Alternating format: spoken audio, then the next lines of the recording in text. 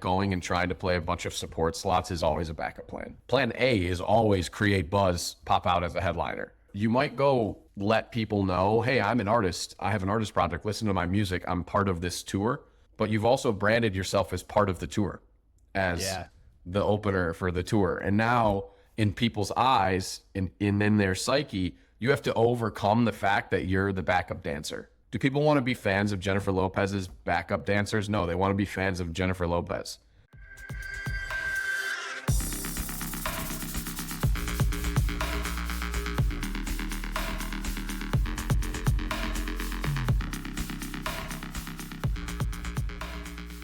What's up, everybody? Welcome to the Headliner Mindset Podcast. Today's guest is the co-founder of one of the most successful management companies in the dance music industry, Prodigy Artists.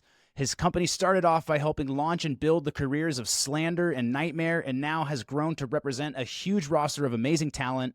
He knows not only how to master the outer game of business, but also the inner game of mindset, energy, and spirituality. This is Will Runzel. Will, my man, welcome to the show, bro. Thank you. Thanks for having me. I've been watching you do these, and I was like, I imagine Nik will call me eventually. But it sounds like it's been going great for you, and I've been very entertained by the ones you've released already. So congratulations. Well, thanks so much, man. It's an honor to have you here. It kind of worked out perfectly. Like, you're definitely on my hit list, and then your publicist hit me up and was like, "Do you want to work with this guy, Will?" I'm like, yeah, I know Will. We go way back. So that's been my favorite part of doing the podcast, has just been like catching up with people that I've known from 10 or 15 years ago, you know? So. Oh, yeah. The Avalon days. Yeah, bro. Yes, sir. Now, with that being said, you have really created something cool for yourself and for a lot of other people, and have made a huge impact in the dance music industry and the work that you're doing with the artists that you're working with. Let's go back to where it all started. Prodigy Artists. Before you had Prodigy, you started off managing by yourself, and then you found a business partner, and you guys grew this really, really dope management company. So let's go back to who I believe was your first act, was Slander. Is that correct? Second act. Okay. Yes. So you had an act before them. I want to talk about Slander specifically, though. Obviously, I go way back with them as well, working at Icon Collective. I heard a story that you had. Well, first off, what was it about Slander that caught your eye that had you be like, I want to work with these guys? Their ability to perform was the first thing that was head and shoulders above the competition. And for guys that, you know, were playing like their first big shows, maybe with LED walls or production, they had a lot of confidence. And even more so when we sat down at our first, you know, get to know you. I won't say the name of the artist, but they looked me in the eyes and they were like, we're going to be bigger than so-and-so artists one day, you know, one of the greats. And just quantifying that now, I feel like they are at a level where, you know, 10 years ago, they looked me in the eyes and said something that sounded kind of ridiculous at the time, and they accomplished it. And so confidence on stage and confidence in person and in their abilities and their ability to work hard. And I think, you know, I worked with Afrojack a couple of years back, and one of the things he taught me was, you can teach people to write great songs, but you can't teach people to be stars. And I think Slander, their stardom, their ability to be stars was paramount and the initial thing that attracted me to them. Yeah. Sounds like they were aiming high. They had a real big vision. They weren't like, we just want to get in the game and just sort of survive and be able to, you know, make it in the industry. They were like, we want to be at the fucking top. Yeah. The sights were pointed at the very top when they were at the very bottom. And not just, I mean, I think a lot of people say that, and a lot of people have maybe that dream, but it also sounds like you said, like they had the confidence and really the belief, not just like, oh, we hope that this happens someday, but like, we're going to do this someday. Like, the belief and the confidence piece is huge. This is what I noticed throughout 15 years of other people telling me that. Slander told me that one time, and they never mentioned it ever again. I had other kids come into my office and tell me we're gonna win a Grammy together, and they would tell me that every 6 months. Then it was 3 years of them telling me, and I'm like, oh, it's okay, all right. Yeah. So it was, they literally said it to me one time and never again. But I also never forgot that, because now I think I heard a story from them, from their side of it, that you came in with like a full like PowerPoint presentation, like you were pitching yourself to them, like you were selling yourself to them. Is that true? I remember hearing that part of the story. That's been true for the first day of my management career to last week. Like, we're always, except it was a lot. Now the presentation goes something like this, humbly, we can do anything you can dream. And here's examples of us doing it, right? The pitch back then was, here's all the stuff that I'm good at, and here's all the stuff that I'm not good at, that I'll be better at. And I think that candidness of, hey, we're going to kind of be on this journey to get together, and I'm not going to oversell myself. Maybe it didn't make me as competitive to someone who was more well-rounded, or, was a manager who had 5 years experience when I had 5 days of experience. But that's how I presented myself to them. And that's, Bixel Boys were my first client before them, but that's how I presented myself to both of them. That's right. I remember that now. I remember the Bixel Boys. That genius merch drop that you all did. Yeah. Slander's train of thought was, if he can blow up those guys off a t-shirt, he can probably blow us up off of music and performance and branding and all that. Let's dig into that real quick, just because a lot of people probably don't know what we're talking about. Bixel Boys and this epic t-shirt that you guys had. What was your strategy around that? What exactly did you pull off? Let's share that with the listeners, because they probably haven't been around long enough to remember this awesome moment in dance music history. Yes, so I was a talent buyer before I was a manager, and through, writing checks and having people come perform for me, I was a pretty popular guy, and I made a lot of friends because they were like, oh, that's the booker, But also we were doing really cool stuff, and, I booked a Skrillex show when he was doing like 6 nights of Skrillex, and met Martin Garrix along the way. He came to a Tommy Trash show, and I brought him in through the back door and things of that nature, and just made friends along the way. And Ian from Bixel Boys was an incredible graphic designer, and he was just developing this incredible merch that everybody loved. And to get some hype around the merch, I gave it to Skrillex, I gave it to Martin Garrix, I gave it to RL Grime, I gave it to Lil Jon, who was a buddy of mine. And they all started wearing it because it was really cool. I didn't have to twist their arm. It was just a cool shirt. Next thing you know, it goes completely viral. Martin Garrix wears it at the Tomorrowland main stage. Skrillex wears it at the Ultra main stage. And it says Bixel Boys this big. So what we did was we had people apply to be part of the Free Life team. That was their brand, right? And then we picked winners. So we had a kid from Germany who was a semi-pro soccer player who had cancer and was also a music producer on the side. And he wrote this whole story, how he deserved to be part of Team Free Life, sent a picture of us in the hospital. He sent a video back when he got the t-shirt, and he survived cancer, and now he's a soccer coach. Wow. And so we went viral with that moment, and we made 3 or 4 moments like that. And then when we finally put it for sale, there was this thing called a thunderclap or something, where it was a fundraiser, but at the same time, everybody would post about this t-shirt on their Facebooks through this coordinated viral post. This was 12 years ago. I don't know if they have this function anymore.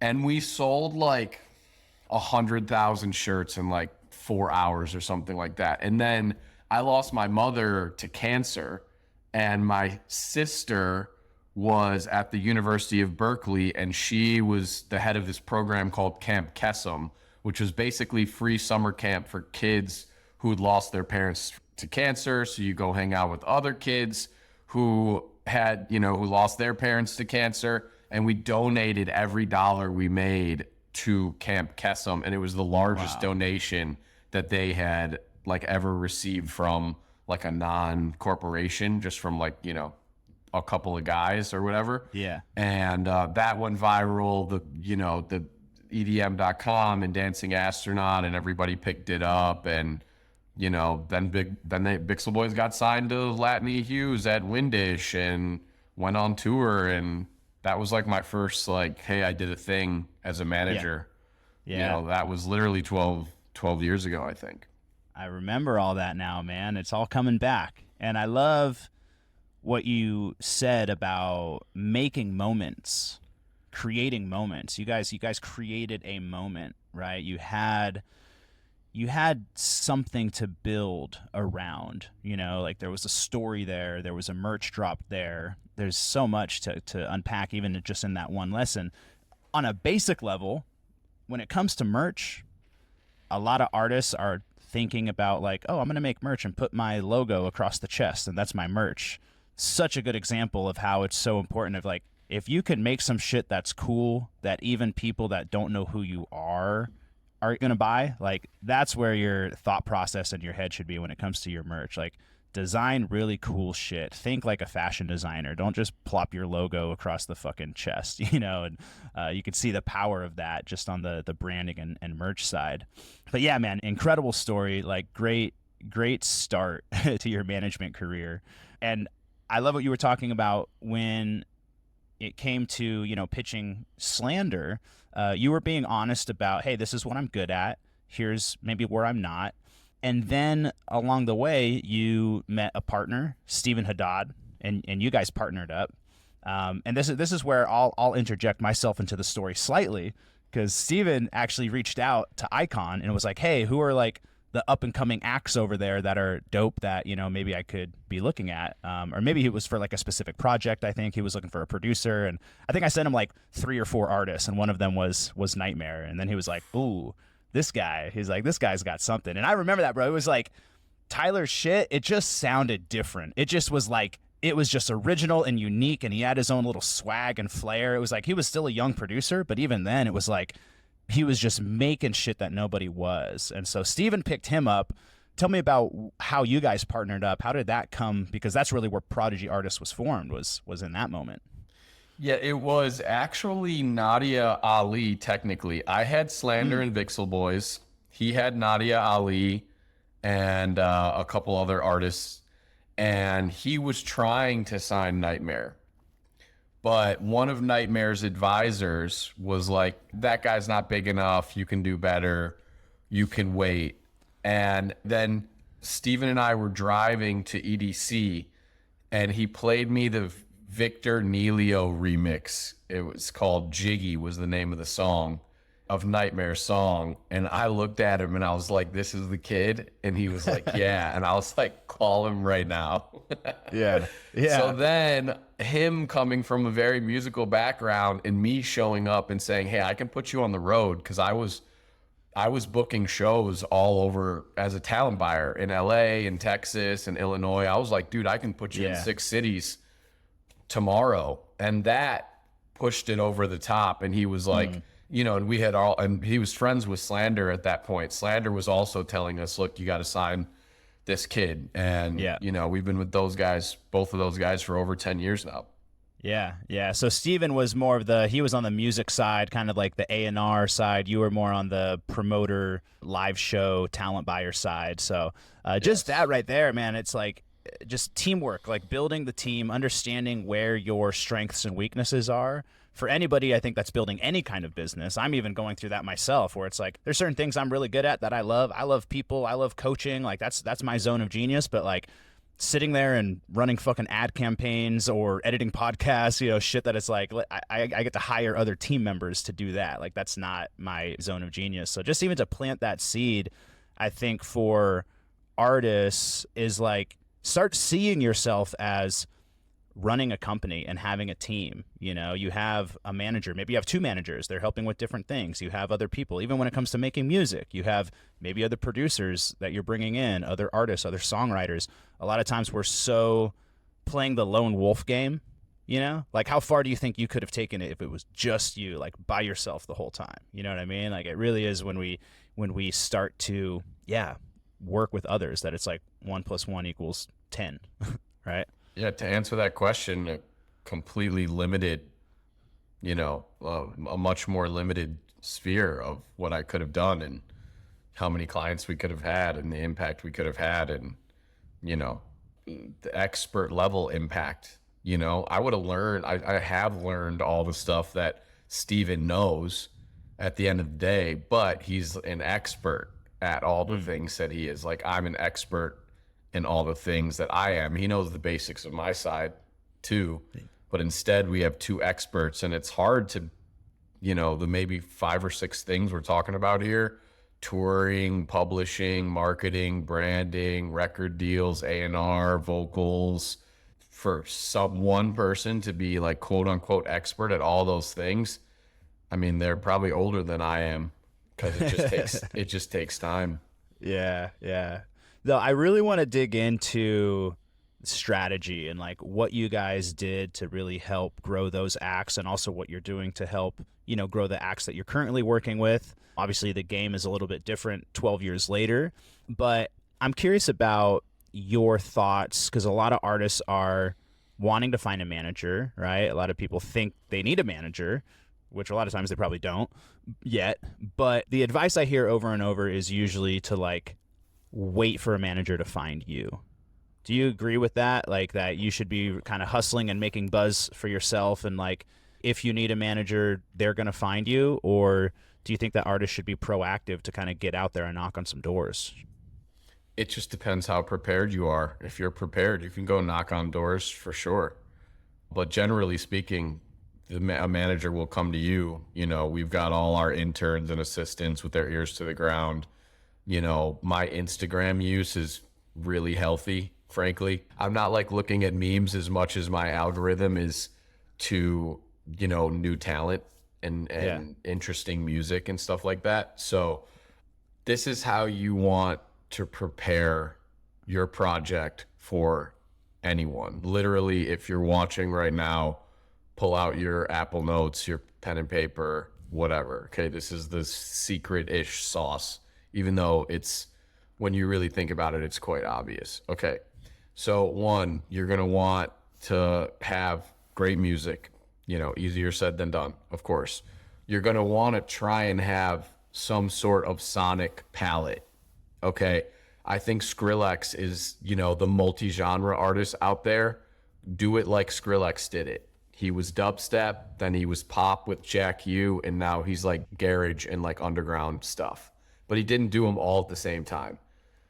So number one, have a sonic palette, right?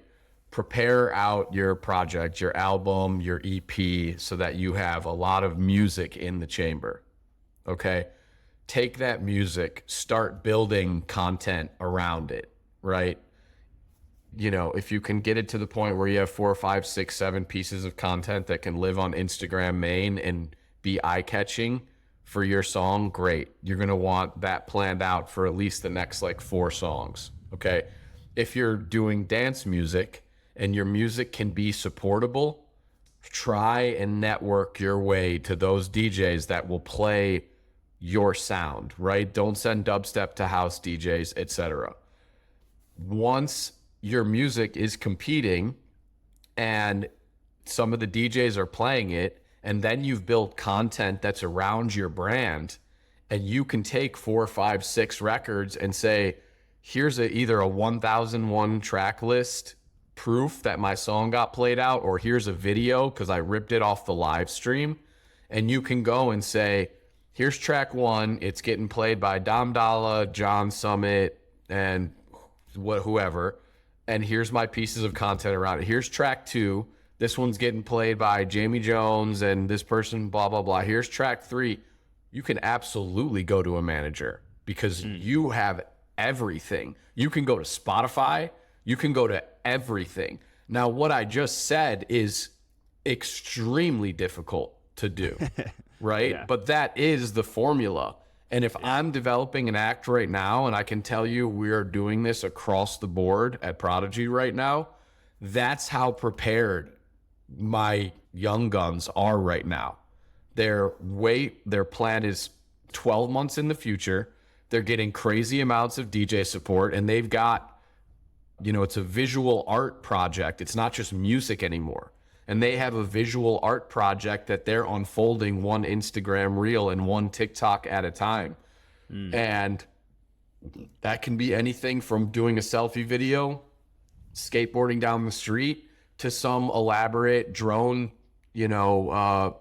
footage of you playing Ableton Live on a cliff, right? The cell phone with the skateboarding, like that's almost free.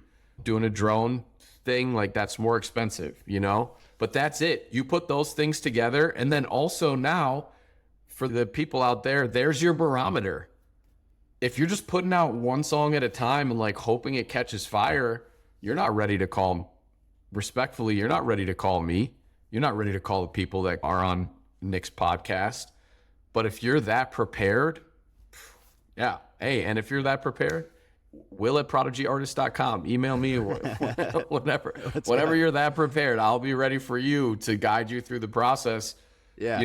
To show the world, to knock on every gatekeeper and say, hey, look, we're prepared. This is what the next year looks like.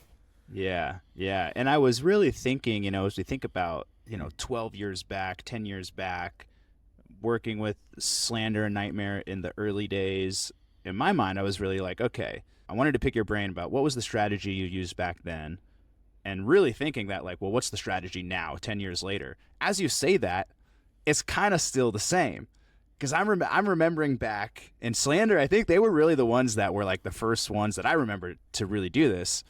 When you talk about having the visual content, everyone we know now, it's like, yeah, TikTok and Instagram and social media, and everyone's content creators now. But like even 10 years ago, they were taking their song and putting it on like a random video and then putting it out on Facebook. And then that shit was going viral. So they were mashing up their music with some kind of cool visual content. And that shit went crazy on Facebook. This was back when like the goal was to get Facebook likes, this was pre-TikTok and, just a different era, but it really was the same shit, right? Having really good music and really good visual content. It's like commonplace now. How many times do you see some marketing company, and the artist doesn't even know about it, and their songs behind some like anime video, or their songs behind, I know we did this with one of our campaigns, like, you don't really know what videos they're going to make, but then we saw like one of my clients' songs, and it was like Ronaldinho playing soccer against like 75 6-year-olds, and then the song was behind it, and it was this like hysterical video, and next thing it had like 28 million views, and you're like, damn, 28 million people listen to our song because of this. But yes, Slander pioneered that. Absolutely.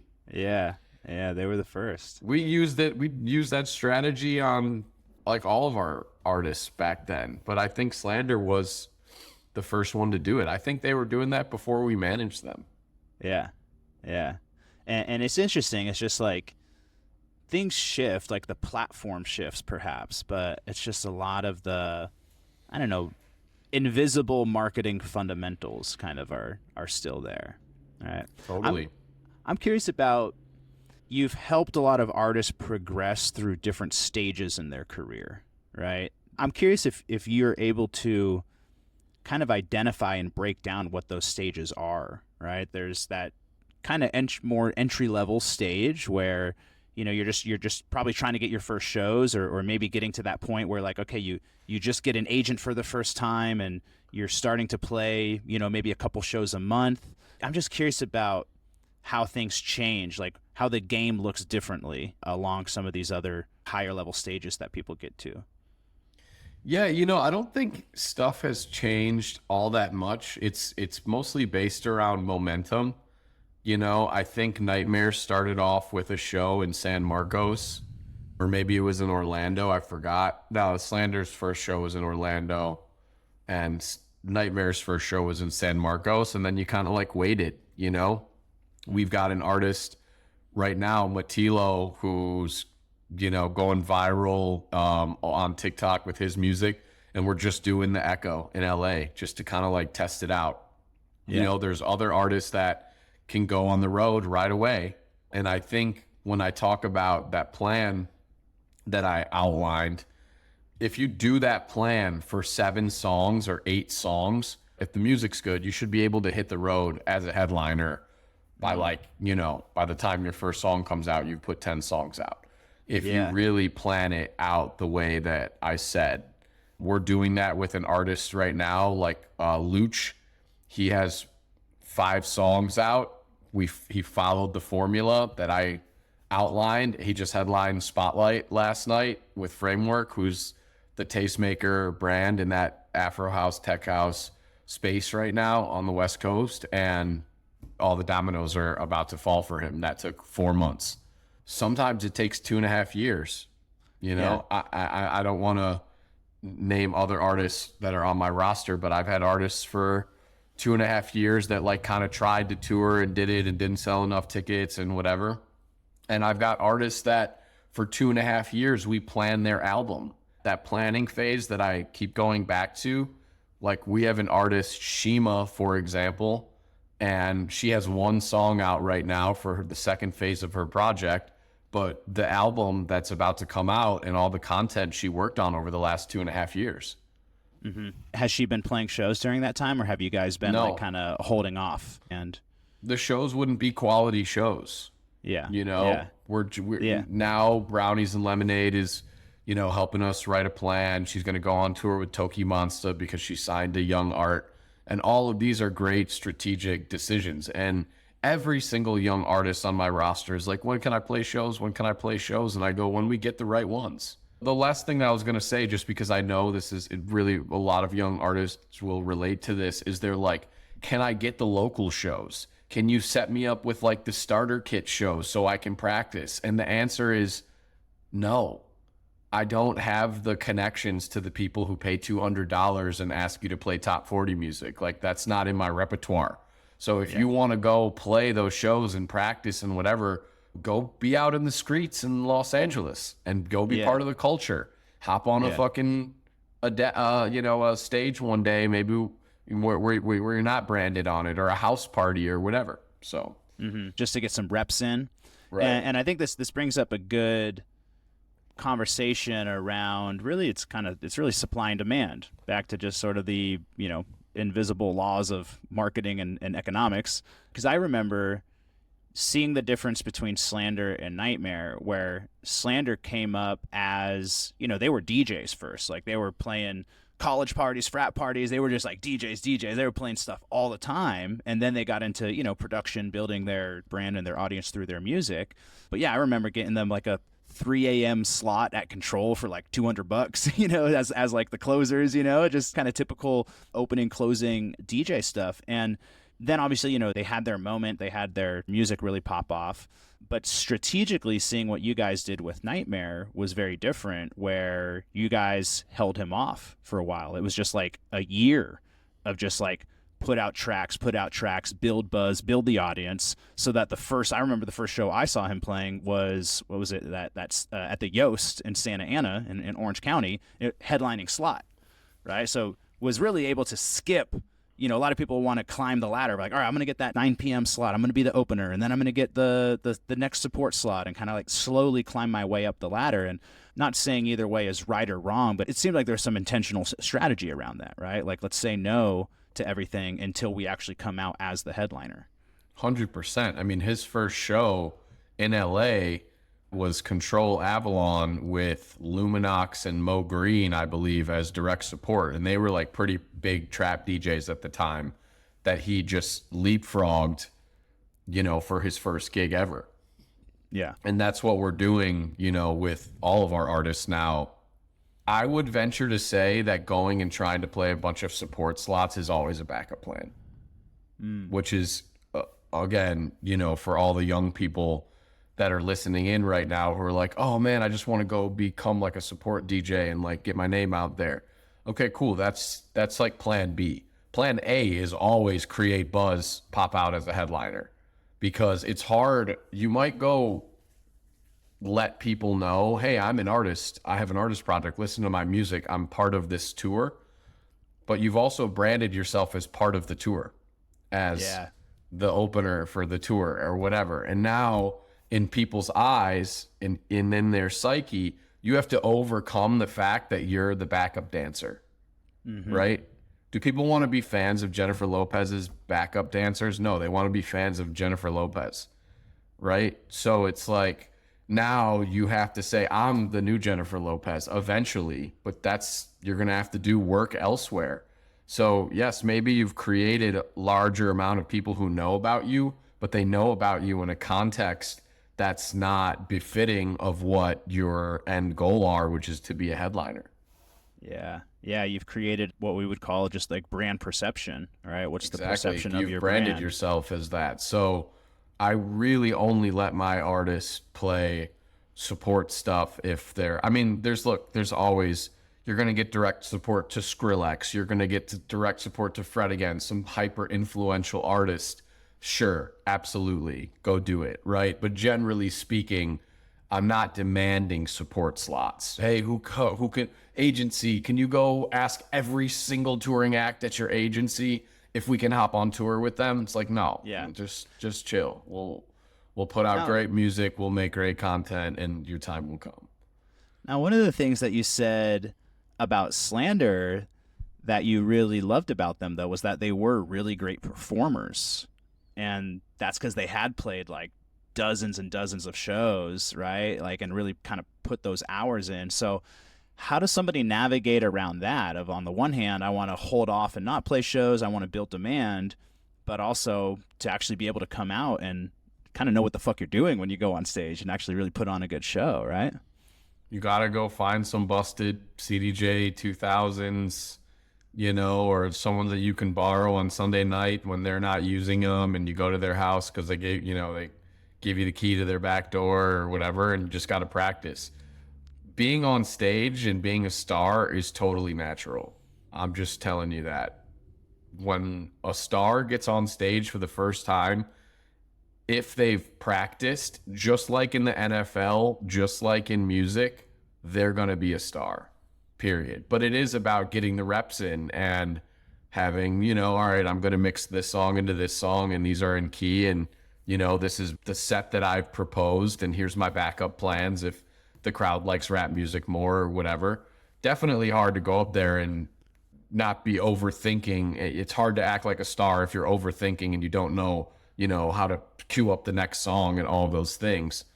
But like, you can jump on a stage with a microphone and be a star with absolutely no practice whatsoever because you were just born that way. Yeah. I don't know if you know this techno artist, Anakim. I had him on a little while ago, and he was talking about how he just for a long time was just practicing in his room, but like also mentally rehearsing, like seeing himself on stage. And it's the same way as an athlete. Absolutely. I love that you bring up the NFL. Is like, yo, before you go play the game, you see yourself win the game in your mind. I'm visualizing, what am I going to do when I go on the field? I'm visualizing myself scoring the touchdown. I'm visualizing myself, holding the trophy over my head. Like, that's some real sports psychology shit that I love to dig into and I work on with my clients. Is like, before you go on stage, you see yourself crushing it. Don't just hope to accidentally go up there and kill it. You win in your mind first. So you can be doing that in your room every day. You could be playing EDC in your fucking bedroom every day. See that shit, manifest that shit, visualize that shit. So when the time comes, it feels normal. You're like, yeah, I've been here 100 times already. That piece of paper I just held up is all the things that I've written down in the present tense that I'm going to be manifesting over the next couple of years. And I don't know if you're in the woo-woo stuff, but August 8th was like the Lionsgate portal. So that's my manifestations from the Lionsgate portal. Meditated, burned some Palo Santo. Let's go. Yes. I love the woo-woo stuff. All the audience knows that we go fucking deep into it. I'm curious about your, because I feel like I saw, as all of us, I mean, we met when we were like early 20s. Like, we were fucking kids, we were 13 years young. ago. I think we know each other. When I first met you, you were this like very like just this boisterous Hollywood club promoter, you know, like, and then I remember seeing you later, like, you know, you were the Hollywood club promoter, right? Like just this fucking Absolutely. loud, wild dude. Not that you're not a loud and wild dude anymore, but I remember getting lunch with you years later, and like, I think you had just come back from Burning Man, and you were like way more just deep, and like there was this woo woo aspect of you started to come out. I'm curious about your own personal journey and transformation, just, you know, through obviously through the industry, because that's part of our life, but really just through life, and where that came from and where that shift kind of started to happen for you. Oh, so many different places, but going to Burning Man for the first time, and this is going to sound really corny when you've gone to Burning Man like 12 times like I have now, but the first time you walk around Burning Man and everybody loves you, and if you're thirsty, you don't need to say anything. Someone will handle you a water bottle. And it's this like, you know, community that's based around like taking care of your neighbor. And I got back from Burning Man and I was like, wow, it's kind of cool. So maybe I was like a little bit nicer then, right? My fiance, she was always instilling spirituality on me, somewhat reluctantly to me at times. And then during the pandemic, you know, when we lost everything, I met one of my best friends in the world, Syra. She wrote Bangarang with Skrillex, Grammy-nominated songwriter. And she taught me all about quantum mechanics and how, you know, and the law of attraction and manifestation. And, you know, I have like a note on my phone that I've shared with over like 4,000 people that kind of guides the, like how I live my life every day. And some of those things are like, don't say anything negative about yourself, because it's actually energy. You say you stub your toe and you say, "Oh, I'm stupid." I don't mean that. As I'm telling the universe that right now, so it doesn't, so it understands. Yeah. But you say that thing out loud, and then you'll be 0.5% stupider or whatever. You know, people call in so many things into their life through anxiety, through them saying things out loud. Oh, I'm not going to do well on that test. I didn't study. You know, you're probably not going to do well because you didn't study, but you're also losing confidence because and affecting the quantum field by saying out loud that you're not going to do well on that test, or I'm not going to get that job. So I just realized how much more powerful I could be if I followed some of her kind of woo-woo guidelines that have now become permanent parts of my life. Self-love is like another thing, like start every day and just understand that like you have to start by loving yourself. You can't love anyone else. You can't lead anyone else. If you don't look in the mirror and say, hey, you know, I'm enough. It's all good. I'm not perfect, but I love myself enough to know that I'm enough. And now I can go out and into the world and affect everyone else. Another thing is that people do is they try to get the answer to the question right. It kind of goes back to the taking a test analogy, right? People say, oh, you know, this song's really good. I bet it'll go this far. Right? That's my prediction. Don't predict an outcome. Think of the most optimistic outcome. Say it out loud. Say we're going to get on New Music Friday and we're going to win a Grammy and it's the greatest song ever. When you believe it, you don't need to say it for every single thing that you do. But don't get into that, oh, I need to get the answer right. Oh, it's a shot from half court. Oh, I bet I hit it. I bet I don't hit it. You ever heard the phrase like Michael Jordan thought every single shot he took was going to go in? Don't predict if something's going to happen. Just assume. And then if it doesn't happen, all good. Maybe that's God just telling you, you know, that's an obstacle. You got to work harder. You got to take more jump shots. You got to study the test harder or whatever. But don't try to predict the outcome. That is the most common thing that people do, is they try to say, but analyze it. Oh, this is what's going to happen next. Be more optimistic. Go further. You actually will end up going further. Yeah. What changes and results did you start to see in your life as you started to get into some of this deeper spiritual quantum mechanics mindset stuff? I know it sounds absolutely ridiculous to say this, but I got everything I wanted and nothing I didn't want. And I love my life so much. Even when like I've lost a client, you know, which means money or whatever, like I woke up the next 4 or 5 days and I was like, oh my God, I have more time on my hands. My life's amazing. I'm not dealing with, you know, someone who was stressful or, you know, was unhappy with themselves or whatever. I'm not talking about any client or person in particular when I say this out loud. But if you have that mindset that everything happens for a reason and you always hold the highest timeline and you're optimistic to a fault at times, it's really hard for anything to go wrong. Literally. Yeah, You know, you become and invincible. you become invincible. And you know, maybe I'm privileged and I haven't had the challenges that some other people have had. My family didn't grow up with very much money, but I didn't grow up in, you know, I had friends who grew up in Cabrini Green. It was a lot harder for them to, you know, one of my best friends, I'm so proud of him. He owns 2 houses. He's a great dad, etc. He had 10 times, you know, harder time than I did growing up.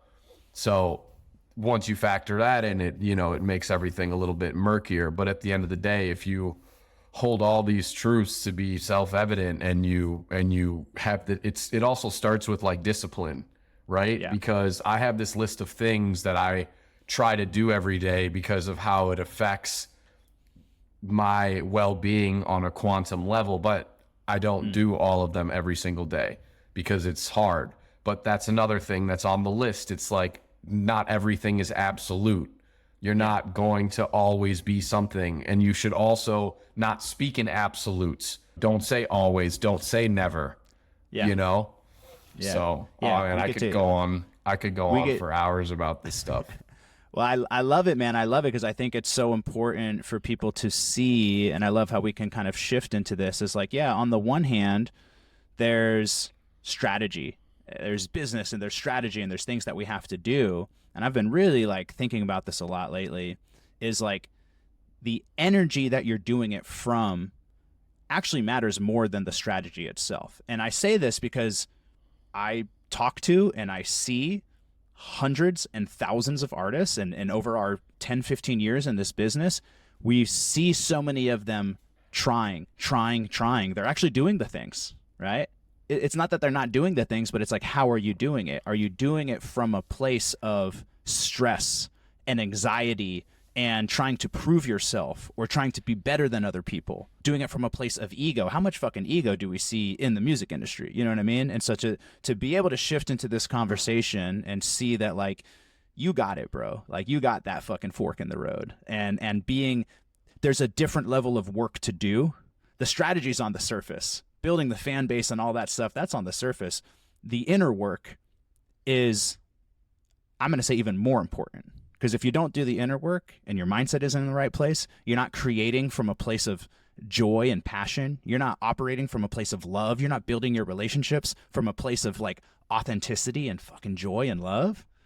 Then good luck. You might get successful. You might get some success, but how many people do we see that are successful, but they're having a fucking miserable time, and they're just like, they're bitter, and they're like, you know what I mean? They're just like decaying from the inside out. So this is the work that I really love to do with people. And usually when a lot of clients come to me and they're like, oh yeah, I want to build my artist project, I want to be more successful, I'm like, okay, cool. Once we start digging in, though, it's like, no, this is the foundation of that work. You can build the house and above the surface and hammer your 2x4s together and all of that, but what's the foundation that it's laying on in the first place? If that foundation isn't there, you're going to be spinning your wheels. I see that shit all the time, right? Either you're spinning your wheels to get anywhere, or you've gotten there, but you fucking hate it. And like that's neither of those are winning. Yep. Yeah. What are some of the things that are on your list? You said you have a list of things you try to do every day. Oh, you guys want some more sauce? Yeah. Sauce. Give us all the sauce, bro. We want to know. I love helping people. You know, I think if you take the like, hey, this is how to market your records, and then you live as much to this. Okay, I'm gonna read it off. It says how to plug into the universe. Love yourself at all costs. Number 1. Be present. Concentrate on being present. When you're with someone, put your phone away. Try and feel their energy. Your intuition will be much stronger if you practice this. This is great when you're doing business deals, when you're trying to talk to someone for the first time, when you're trying to sign an artist, even when you're just trying to build a stronger connection with someone on your team. Everything is a practice. Nothing is absolute, meaning that you'll never reach some ultimate goal of enlightenment, and you'll never fall all the way to the bottom where none of this is possible.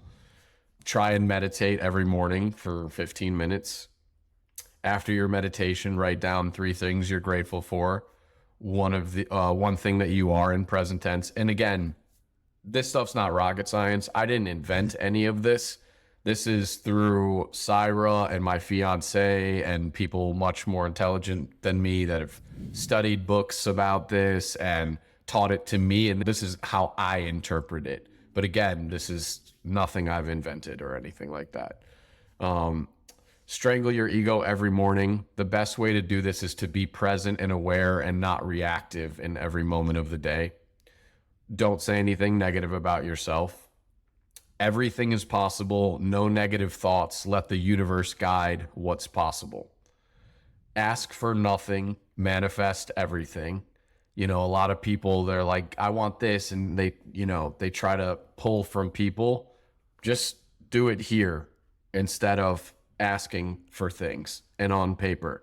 It's number 10. If you write it down, it will happen. Do everything with love in your heart. This is what you were talking about earlier about getting to the essence of effective creativity.